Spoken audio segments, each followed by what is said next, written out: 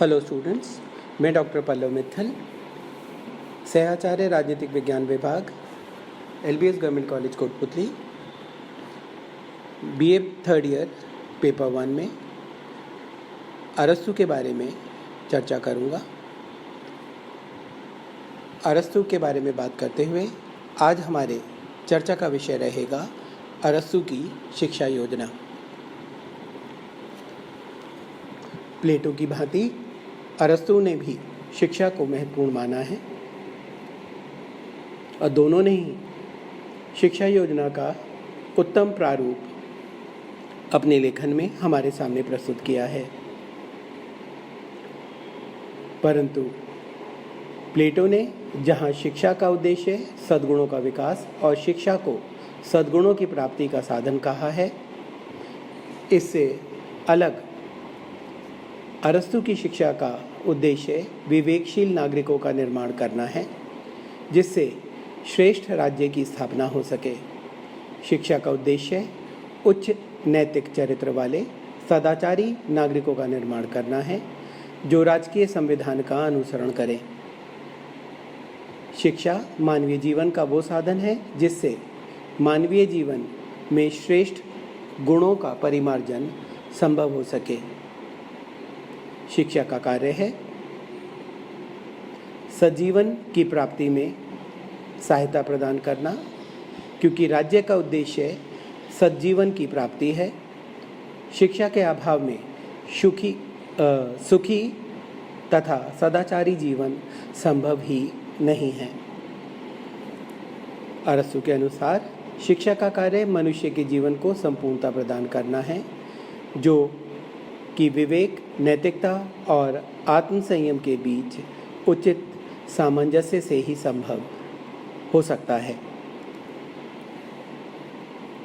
मनुष्य में पशुत्व, वासना, विवेक तीनों ही तत्व विद्यमान होते हैं। यदि मनुष्य अविवेक से काम करता है तो उसमें पशुत्व तथा इच्छा की प्रधानता हो जाती है, वो नीच हो जाता है। शिक्षा इसके विपरीत उसे संयमी बनने में मदद करती है, न्याय व कानून का पालन करने में सक्षम बनाती है। अतः सही मायने में शिक्षा अच्छे नागरिकों का निर्माण करती है। शिक्षा से नागरिकों में कानून व राज्य के आदेशों के प्रति श्रद्धा बढ़ती है, वे राज्य के प्रति निष्ठावान बने रहते हैं। शिक्षा राज्य के हितों का संरक्षण करती है। शिक्षा से मनुष्य में सहयोग, सामंजस्य, सहिष्णुता आदि सामाजिक गुणों का भी विकास होता है। अरस्तु जब हमें अपनी शिक्षा योजना के बारे में बताता है तो उसने 3 7 वर्षीय योजना में विभाजित किया है। इसका पहला सोपान 1 से 7 वर्ष का है, जिसमें शैशव अवस्था में बच्चे की खुराक और उसके स्वास्थ्य पर ध्यान रखा जाना चाहिए, जिसके पश्चात 2 से 5 साल तक शारीरिक विकास पर ध्यान देना चाहिए। मनोरंजन व खेल अधिक होना चाहिए। बच्चे को अभद्र व्यवहार से दूर रखना चाहिए। इस दौरान पढ़ाई का भार नहीं होना चाहिए। 5 से 7 वर्ष की आयु में भावी जीवन के संभावित कार्यों को देखते हुए बच्चे को उन्हें समझने का अवसर प्रदान किया जाना चाहिए। दूसरे 7 वर्षीय सोपान में अर्थात 7 से 14 वर्ष की आयु में शारीरिक विकास के साथ साथ अध्यापन का भी कार्य किया जाना चाहिए। व्यायाम के साथ चित्रकला आदि सिखाई जानी चाहिए, परंतु ये सभी कार्य राज्य के निरीक्षण में ही होने चाहिए। तीसरे सोपान में, जो कि 14 से 21 वर्ष की आयु के बीच का है, मानसिक और शारीरिक विकास पर विशेष ध्यान दिया गया है।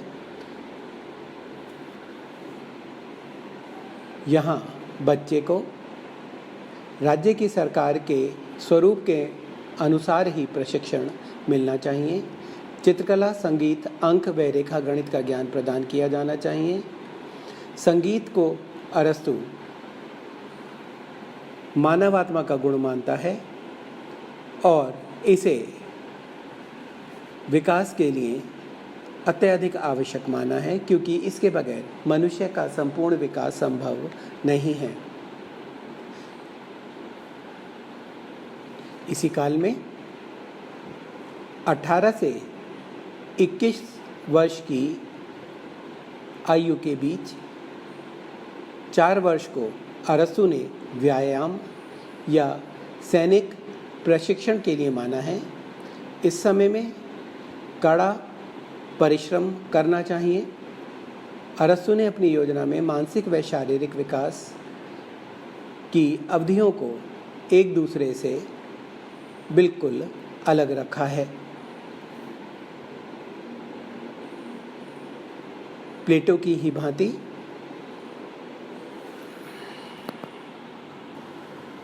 अब हम बात करते हैं अरस्तु के शिक्षा सिद्धांत की विशेषताओं के बारे में। प्लेटो की ही भांति अरस्तु का भी ये मत है कि व्यक्ति की प्रकृति शासन व संविधान के जैसी ही होनी चाहिए और यह तभी संभव होगा जब शिक्षा पूरी तरह से राज्य के नियंत्रण में हो। शिक्षा में विविधता नहीं बल्कि एकरूपता होनी चाहिए, क्योंकि तभी राज्य में एकरूपता और राज्य के प्रति सभी की समान निष्ठा और श्रद्धा होगी। इस तरह अरस्तु शिक्षा पर राज्य के पूर्ण नियंत्रण का समर्थक है।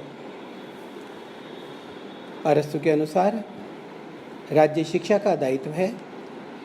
शिक्षा व्यक्ति के व्यक्तित्व के विकास का साधन है। राज्य व्यक्ति का विकसित स्वरूप है।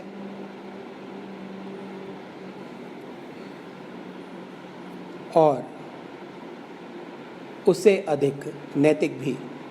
अतः राज्य ही शिक्षा के लिए उत्तरदायी है। अरस्तु की शिक्षा योजना में किसी भी प्रकार के व्यावसायिक प्रशिक्षण को सम्मिलित नहीं किया गया है। शिक्षा के मूल विषयों में संगीत, शारीरिक कौशल, चित्रकला व गणित को महत्वपूर्ण माना गया है, क्योंकि ये धनार्जन के अलावा राजनीतिक कार्यों के लिए भी उपयोगी माने गए हैं। विशेष तौर पर संगीत मनुष्य में उचित संस्कारों का विकास करने के लिए जिम्मेदार माना गया है। प्लेटो की शिक्षा योजना का मनोवैज्ञानिक आधार भी है, क्योंकि अरस्तु ने इस योजना में व्यक्ति को हर संभव उन चीज़ों से अलग रखा है जिसका उसके व्यक्तित्व पर कोई भी नकारात्मक प्रभाव पड़ सकता था।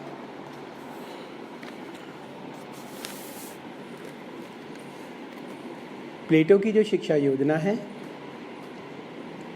अध्ययनकर्ता उससे पूर्णतः सहमत नहीं है और उसकी आलोचना करते हैं।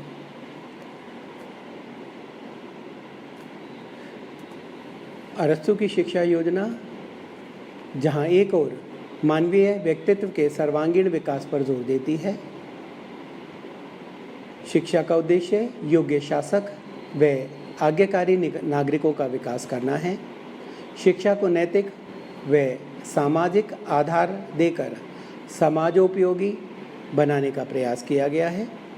शिक्षा व्यक्ति के प्राकृतिक गुणों व रुचियों के अनुरूप और अनुकूल होनी चाहिए। शिक्षा का प्रयोजन साहसी, उदार और न्यायप्रिय नागरिक तैयार करना है।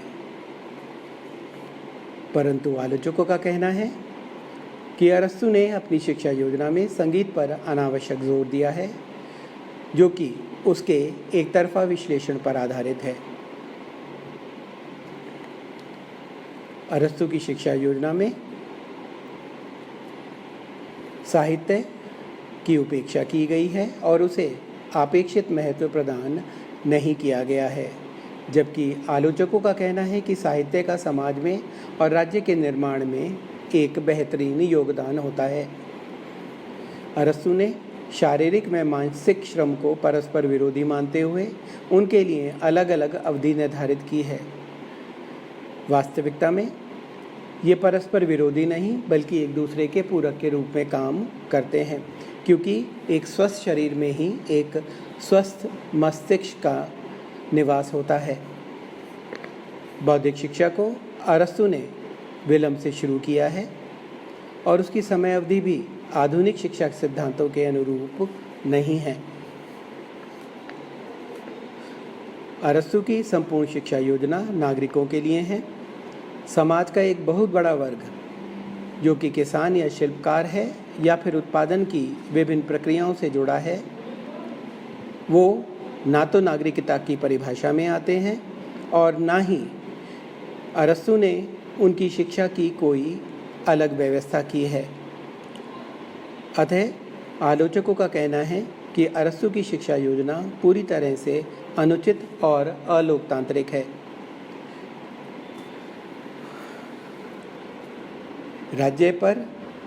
राज्य का शिक्षा पर पूर्णतः नियंत्रण होने से विचारों की स्वतंत्रता व मुक्त चिंतन का राज्य में अभाव होगा, ऐसा आलोचकों का मानना है और इसलिए वे पूरी तरह से राज्य नियंत्रित शिक्षा योजना को स्वीकार नहीं करते हैं। पूरी शिक्षा योजना में व्यावसायिक शिक्षा का कोई प्रावधान नहीं है। अतः डनिंग का मानना है कि ऐसी शिक्षा किसी व्यवहारिक उपयोग की नहीं है।